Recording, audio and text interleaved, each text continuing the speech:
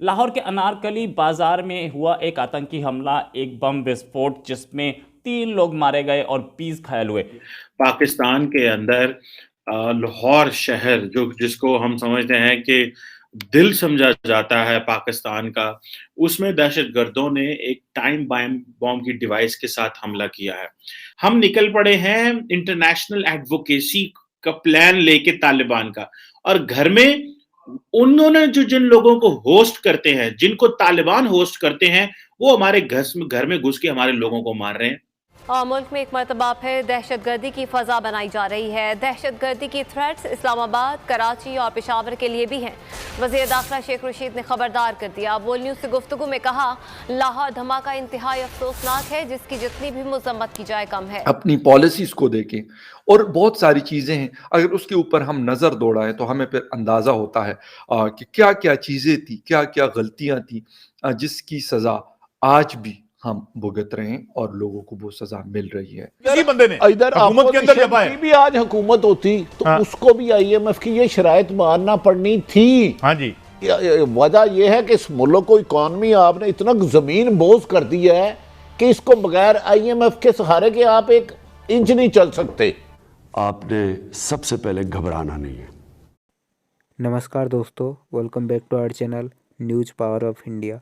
तो दोस्तों, पाकिस्तान की दिल लाहौर में हुआ है टेररिस्ट अटैक। तो दोस्तों, हुआ कुछ यूं ही, एक बाइक में कुछ विस्फोटक भर के बाजार के बीच में ठोक दिया गया। उससे 3 लोगों की मौत हो गई और 20 लोग घायल हैं। और दोस्तों, इससे एक 9 साल की बच्ची का डेथ हो गया है, जो कि बुरा है। हम भी मानते हैं इसको, जो कि बुरा हुआ है, लेकिन क्या कीजिएगा, जब भी पाल पोस के बड़ा करेंगे तो होगा ही ना। जिस तालिबान को तुम मान्यता दिलाना चाहते थे हर देश से, सबको बुलाया था, ओआईसी मीटिंग करवाया था अपने कंट्री में, वही तालिबान आज बॉर्डर में तुमको ठोक रही है। तो पाकिस्तान मीडिया इस खबर को लेके बहुत ही चिंता जता रही है और पाकिस्तान मीडिया का दिमाग अभी हिला हुआ है। तो चलिए देखते हैं आज की इस वीडियो को, लेकिन उससे पहले आप अगर इस चैनल पर नए हो तो इसे सब्सक्राइब करें ताकि आपको हर वीडियो मिलती रहे। हेलो दोस्तों, मैं हूं कमर शीमा।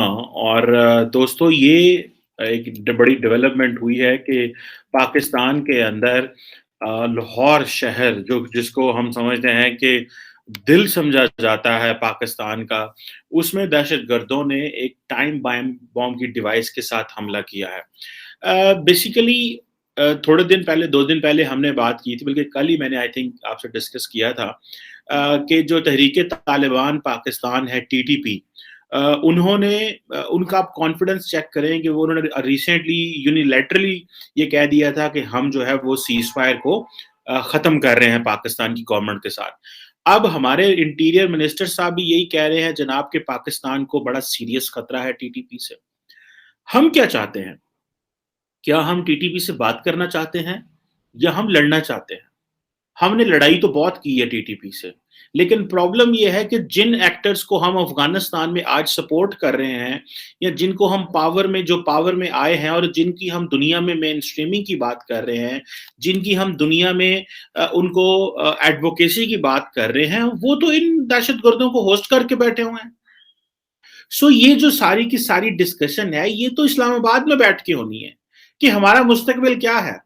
क्या हमने ये सोचा हुआ है कि हमने अपनी किस्मत अफगान तालिबान के हाथ में दे दी है, कि अफगान तालिबान हमारे बारे में फैसला करेंगे कि पाकिस्तान में अमन होगा या पाकिस्तान के अंदर जो है वो जंग होगी? अगर तो हमने ये तय कर लिया है कि हमने ये सारा कुछ अफगान तालिबान को दे दिया है, तो फिर तो जबरदस्त है, ताकि हमें पता चले भाई हमारे मुहाफिज अफगान तालिबान है।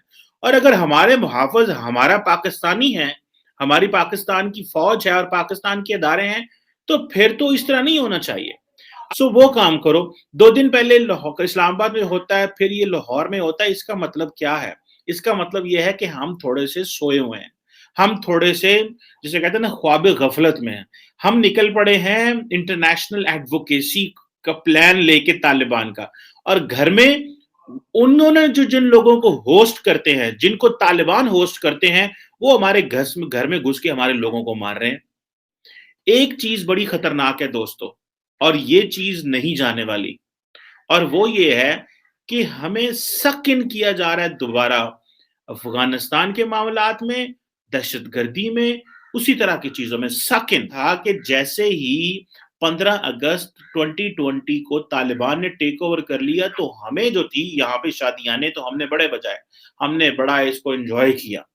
लेकिन हुआ क्या, और हम उम्मीद लगा बैठे कि अब जो वक्त आ गया है कि अफगान तालिबान हमारी मदद करेंगे। मेरा ख्याल है बात इससे आगे जा चुकी है। अभी एक बड़ी सीधी और सिंपल सी बात है, अगर हमने ये वाकई ही फैसला कर लिया है कि हमने अफगान तालिबान की मदद करनी है, तो फिर एक चीज क्लियर है कि टीटीपी हमारे हाथ नहीं आने वाली। लाहौर के अनारकली बाजार में हुआ एक आतंकी हमला, एक बम विस्फोट जिसमें 3 लोग मारे गए और 20 घायल हुए। ये जो विस्फोट था इतना बड़ा था कि आसपास की दुकानें पूरी की पूरी तबाह हुई और उसमें जो लोग घायल हुए उनको हॉस्पिटल ले जाया गया। ब्लास्ट की इंटेंसिटी इतनी थी कि वो काफ़ी दूर तक सुनाई दिया। लेकिन इस ब्लास्ट की जो रिस्पॉन्सिबिलिटी ली है वो एक नए ग्रुप ने, आतंकी संगठन ने लिए, जो कि साउथ वेस्ट बलूचिस्तान में बेस्ड है। और उसने बोला कि हम इससे पहले भी टीटीपी ने एक हमला किया था इस्लामाबाद पे, और उसके बाद बोला था ऐसे हमले और होंगे। तो ये दोनों ग्रुप हो सकता है, शायद दोनों मिल करके आपस में कोऑर्डिनेशन से काम कर रहे हो। ये एक मोटरसाइकिल से बॉम्ब लगा करके एक्सप्लोड किया गया और इसमें एक 9 साल के बच्चे की भी डेथ हुई। बहुत अफसोसनाक है एक बच्चे की मौत होना। और पाकिस्तानी सरकार को ये बात समझनी चाहिए कि अब तो अपने बच्चे मारे जा रहे हैं, अब तो अपने लोग मारे जा रहे हैं। कब तक ये आतंक वो फैलाते रहेंगे? वो जो हथियार अपने प्यारे नन्हे मुन्ने आतंकवादियों को देते हैं, वही हथियार घूम के एक के और दूसरे आतंकी संगठन के पास, और तीसरे के पास, और चौथे के पास, और 5वां जो होता है वो वही होता है जो कि पाकिस्तान में ही इसको एक्सप्लोड कर रहा होता है। तो ये बातें समझ में आनी चाहिए पाकिस्तान को, लेकिन पाकिस्तान नहीं समझता। इनफैक्ट इस संगठन ने यह बोला कि हमारा टारगेट एक बैंक था, लेकिन असली टारगेट 27 जनवरी से होने वाला PSL था। और PSL दो ही वेन्यूज़ पे हो रहा है, एक नेशनल स्टेडियम कराची स्टार्टिंग के कुछ मैच, और बाकी के जो है गद्दाफी स्टेडियम लाहौर में। और ये लाहौर के उस स्टेडियम से थोड़ा ही दूर था, बहुत दूर नहीं था।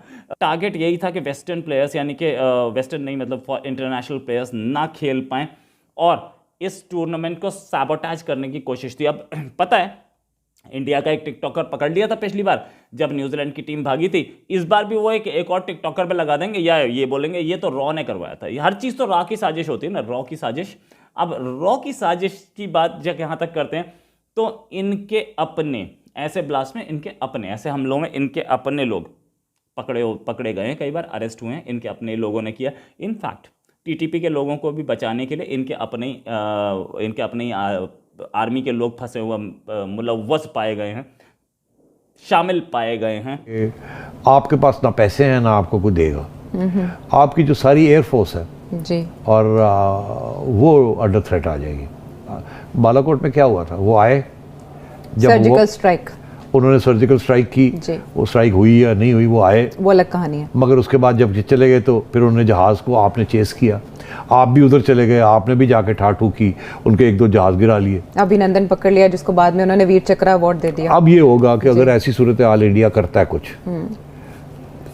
अग्रेशन करता है और आप काउंटर करने की कोशिश करते हैं बाय एयर, आपके जो जहाज़ हैं नो मैटर हाउ सोफिस्टिकेटेड, वो जो है they will face danger from the S-400 missile system.